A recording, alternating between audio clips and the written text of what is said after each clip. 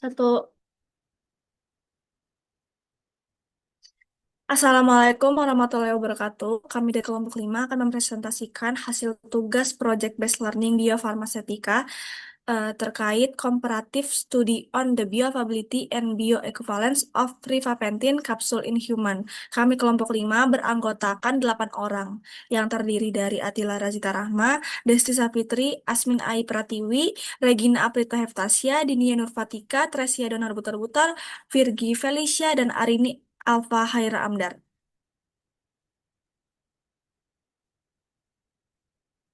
Lalu ini ada identitas artikel yang kami gunakan sebagai acuan untuk meresumnya. Di sini ada penulisnya, lalu penerbit jurnalnya sendiri itu tahun 2025 dengan nama jurnalnya Frontiers in Pharmacology.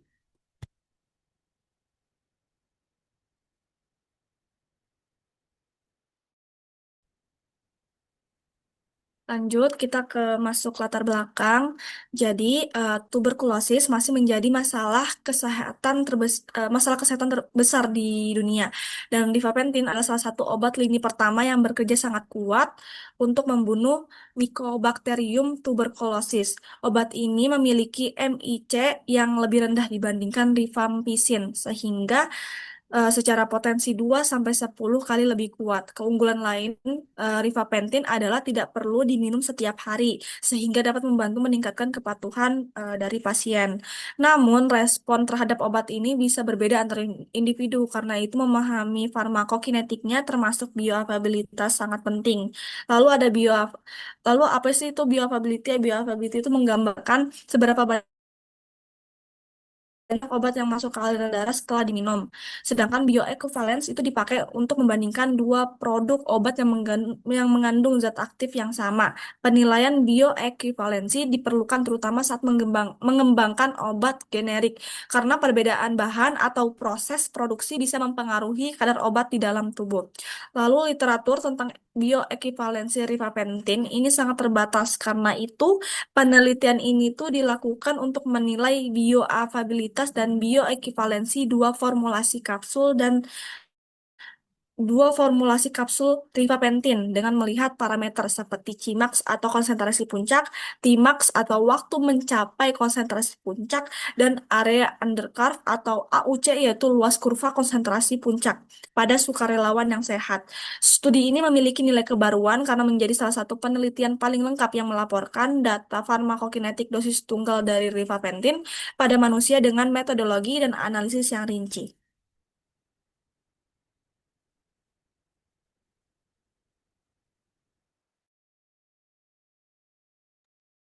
Baik, masuk ke sesi selanjutnya yaitu metode penelitian yang dimana penelitian ini menggunakan eh, desain single dose, open label, randomized, two period crossover yang artinya setiap subjek menerima dua perlakuan, yaitu sediaan uji serta sediaan pembanding.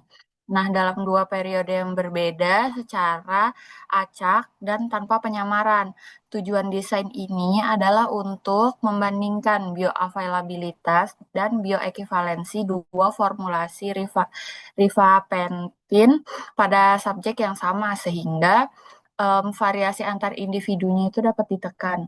Lalu subjek penelitiannya berjumlah 19 orang laki-laki sehat berusia dari rentang 18 sampai 40 tahun dengan IMT 19 sampai 25.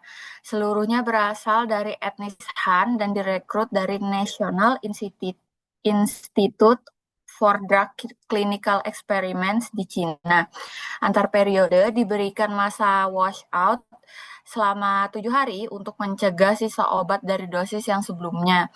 Pada setiap periode, subjek menerima puasa minimal 10 jam, lalu diberi dosis tunggal rifampicin 0,6 gram yang terdiri dari 4 kapsul, yang dimana masing-masing isinya itu 0,15 gram dengan 250 ml air. Lalu pengambilan darah dilakukan pada berbagai waktu hingga 84 jam setelah pemberian obat. Lalu sampel darah kemudian diproses menjadi plasma dan disimpan pada suhu minus 70 derajat Celcius. Setelah itu, kadar rifampicin dalam plasma dianalisis menggunakan UPLC dengan rifampicin sebagai internal standar. Lalu metode ini telah melalui proses validasi meliputi uji spesifisitas, linearitas, presisi, akurasi, recovery, dan stabilitas sehingga hasil pengukurannya dinyatakan reliable. Lalu data kadar obat dalam plasma selanjutnya digunakan untuk menghitung parameter farmakokinetik utama seperti yang sudah dijelaskan sebelumnya, yaitu Cmax, Tmax, AUC 0 sampai T, AUC 0 sampai tak terhingga, serta paruh waktu. Menggunakan metode non-kompartemen dengan pendekatan trapezoidal, setelah itu AUC dan Cmax ditransformasi logaritmik dan dianalisis menggunakan ANOVA model crossover, kemudian diuji bioekivalensinya dengan metode two-side test atau TOST. Lalu kriteria bioekivalensi ditentukan berdasarkan rentang regulatori yaitu 80 hingga 125% untuk AUC dan 70 hingga 143% untuk Cmax, sedangkan parameter Tmax dianalisisnya secara non-parametrik.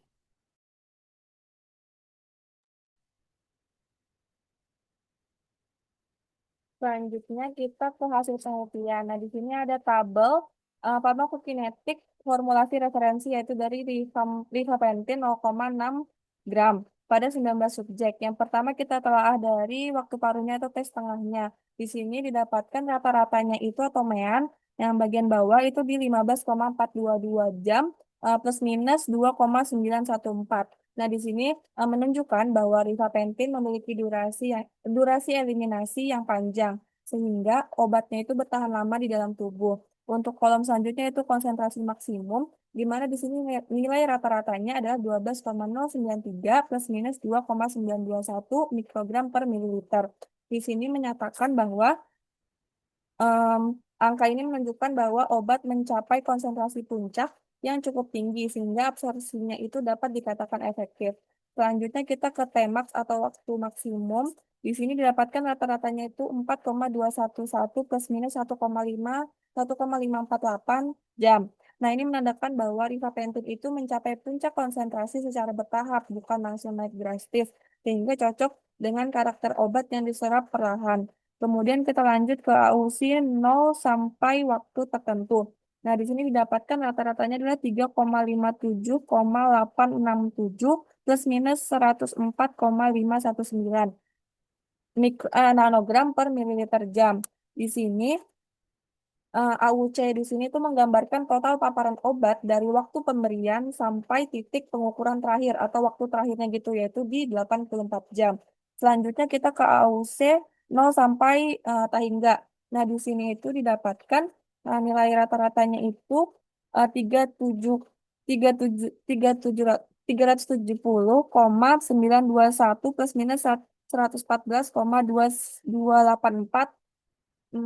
mikrogram per mililiter jam. Nah, ini tuh selisihnya kecil antara yang AUC sebelumnya tadi sama AUC yang tahingga. Sehingga ini menunjukkan hampir seluruh paparan obatnya itu sudah tercatat dalam periode pemantauan yaitu di 84 jam. Nah, terakhir kita lihat dari rasio nih, perbandingan antara AUC 0 sampai waktu tertentu tadi sampai dengan AUC 0 sampai tahingga. Nah, itu tuh di rasio 0,968 plus minus 0,019. Nah, ini tuh artinya 96% paparan obat yang sudah terukur itu eh, sudah terukur hingga titik sampling terakhir itu di 84 jam. Ini memperkuat bahwa profil eliminasi obat itu berjalan stabil dan juga konsisten. Secara keseluruhan, parameter-parameter ini menunjukkan bahwa rifampicin yang referensi gitu kan ya, itu memiliki absorpsi yang baik, konsentrasi puncaknya yang memadai, waktu paruh yang panjang, serta paparan obat yang bertahan lama di plasma, sehingga mendukung penggunaannya untuk regimen terapi dengan interval dosis yang tidak terlalu sering.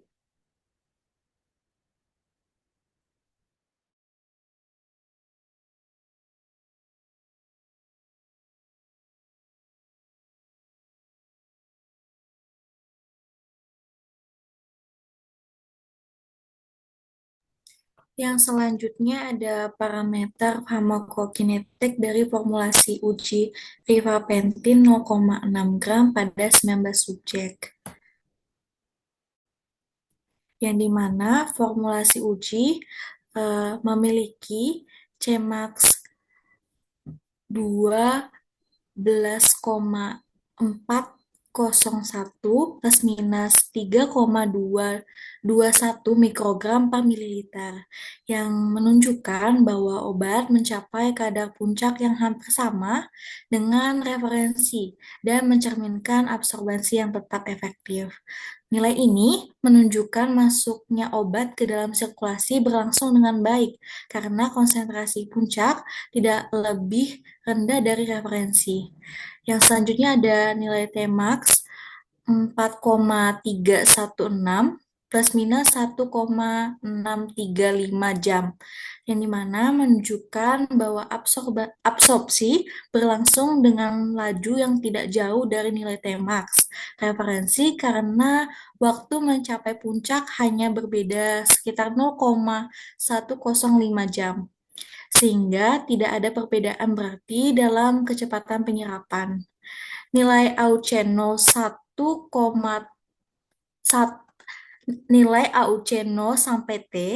369,471 plus minus 114,1334 mikrogram kali jam per mililiter, yang dimana menunjukkan paparan obat total selama 84 jam sedikit lebih tinggi daripada referensi, dan nilai ini sesuai dengan T setengah yang panjang sehingga konsentrasi obat wajar jika bertahan lama. Nilai Auceno sampai tak hingga 384,456 plus minus 124,561 mikrogram kali jam per mililiter, yang hanya sedikit lebih besar dari Auce 0 sampai T, yang dimana bahwa sisa obat setelah 84 jam masih memberikan sedikit tambahan Auce. Namun jumlahnya sangat kecil karena konsentrasi obat pada fase eliminasi sudah rendah sehingga kontribusi paparan tambahan tidak bermakna secara farmakokinetik. Nilai T setengah 15,845 plus minus 3,350 jam menunjukkan eliminasi yang perlahan, dan pola ini sesuai dengan sifat rifapentin sebagai obat yang bertahan lama dalam tubuh.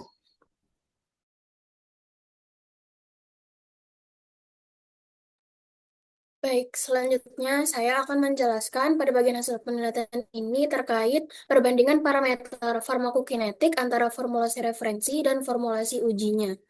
Pertama, kita melihat parameter Cmax. Nilai Cmax pada formulasi referensi adalah 12,093 kurang lebih 2,921 mikrogram per mili. Sedangkan pada formulasi uji adalah 12,401 kurang lebih 3,221 mikrogram per mili. Dari data ini terlihat bahwa perbedaannya sangat kecil, sehingga dapat dikatakan bahwa intensitas penyerapan kedua produk setara. Nilai yang berdekatan seperti ini biasanya tidak menghasilkan perbedaan biologis yang berarti, sehingga keduanya menunjukkan kemampuan penyerapan yang sama baiknya.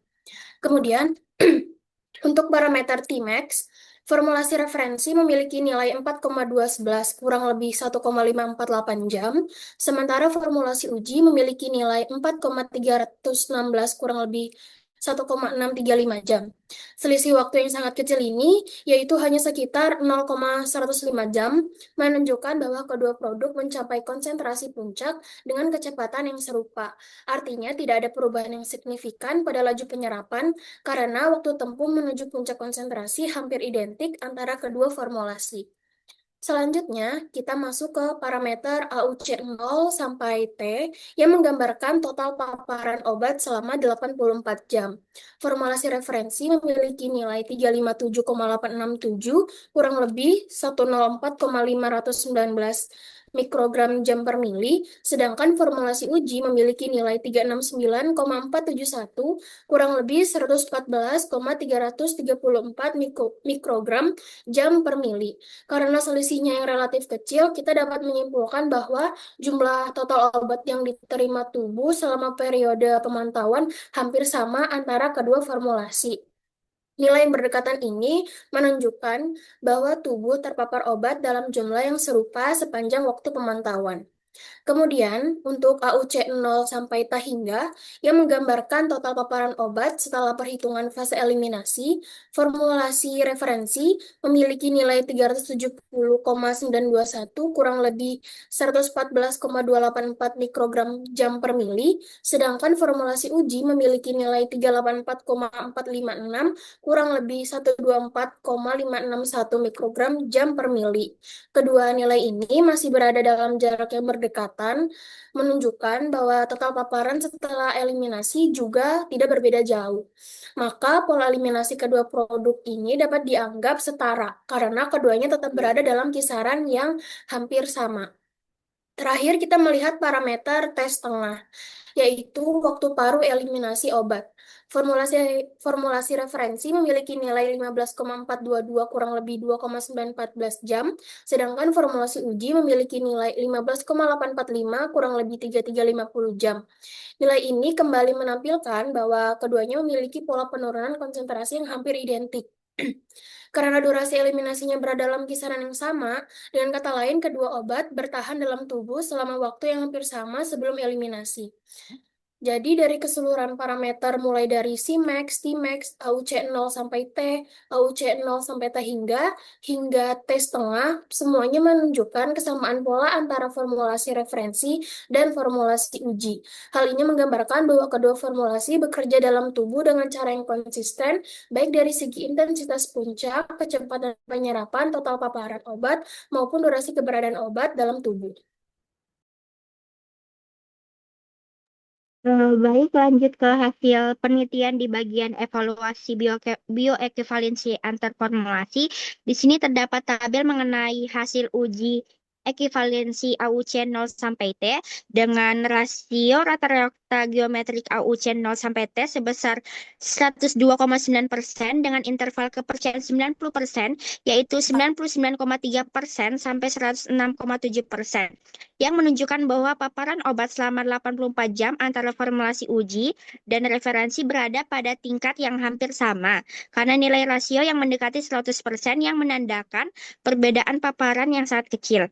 Nilai CI ini sepenuhnya berada pada batas regulasi BE, yaitu 80% sampai 125%, sehingga seluruh rentang ketidakpastiannya masih dianggap setara menurut standar evaluasi bioequivalensi.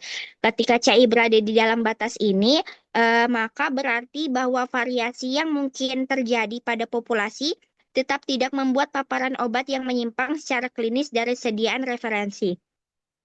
Lanjut ke tabel selanjutnya, yaitu hasil uji ekivalensi AUC 0 sampai tak terhingga, di mana rasio AUC 0 sampai tak terhingga dengan sebesar 103,4%, dengan CI 99,5% sampai 107,3%,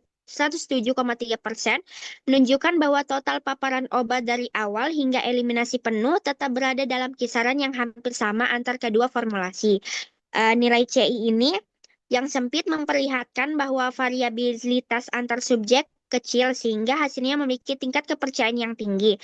Konsistensi rasio AUC 0 sampai T dan AUC 0 sampai tak terhingga mengindikasikan bahwa baik paparan obat selama pemantauan 84 jam maupun paparan total setelah ekstrapolasi eliminasi karena kedua rentang C ini berada nyaman di dalam batas BE. Hasil ini menunjukkan bahwa proses absorpsi hingga eliminasi akhir dari kedua formulasi tidak menimbulkan perbedaan bermakna dalam jumlah obat yang diterima tubuh. Lanjut ke hasil uji ekivalensi CMAX yang akan dilanjutkan oleh rekan saya. Baik, dari hasil uji ekivalensi CIMAX, di mana nilai relatif bioavailability formulasi uji adalah 102,2%, yang berarti konsentrasi puncak obat dari formulasi uji hampir sama dengan formulasi. Kak, Lalu, uji kesetaraan terhadap batas bawah menunjukkan 11,316 dan uji terhadap batas atas menunjukkan nilai 10,030, di mana kedua hasil ini dikategorikan qualified, yang berarti perbandingan Cmax antara formula uji dan referensi berada dalam batas penerimaan regulatori.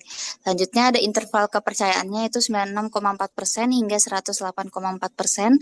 Juga dinyatakan memenuhi syarat qualified, di mana rentang ini masih berada dalam batas bioekuivalensi yang ditetapkan untuk obat dengan variabilitas tinggi.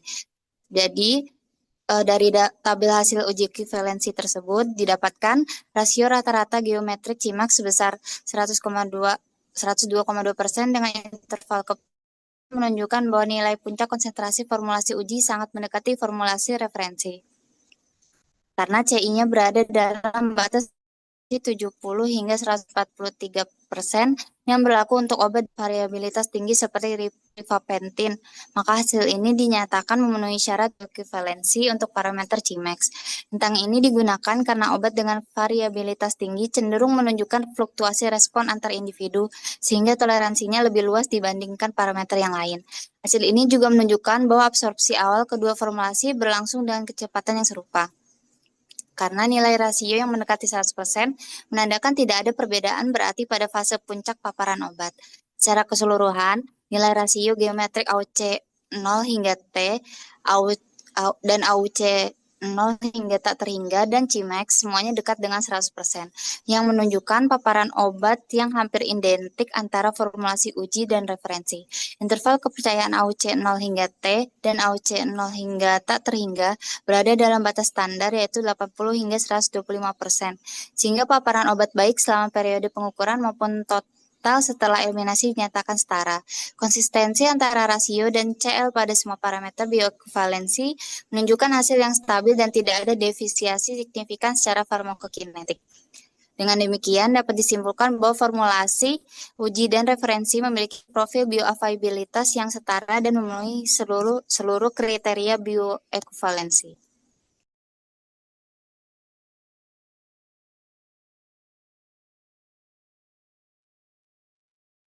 Selanjutnya adalah tinjauan keamanan dan tolerabilitas. Berdasarkan hasil yang diperoleh pada tinjauan keamanan dan tolerabilitas, ditunjukkan bahwa kedua formulasi ini, baik rifapentin uji maupun referensi, memiliki profil keamanan yang baik dan dapat ditoleransi dengan baik oleh semua sukarelawan sehat. Dari 9 peserta yang telah mengikuti uji coba, tidak ada efek samping serius yang dilaporkan, dengan hanya satu peserta yang tidak mengikuti atau mengundurkan diri karena alasan pribadi dan tidak berkaitan dengan aksi obat. Selain itu, selama masa pengamatan berlangsung, tidak ditemukan adanya keluhan gastrointestinal seperti mual atau nyeri perut, maupun gejala lain seperti pusing, sakit kepala, ruam, atau gangguan tidur. Semua peserta juga dipantau dengan selama 12 jam setelah pemberian dosis dan menjalani pemeriksaan laboratorium pasca uji untuk memastikan tidak adanya kelainan klinis yang signifikan. Dengan demikian, hasil penelitian ini menyimpulkan bahwa rifapentin dalam kedua formulasi yaitu uji maupun referensi termasuk aman dan memiliki tolerabilitas yang baik dan dapat secara klinis tanpa risiko efek samping yang berarti.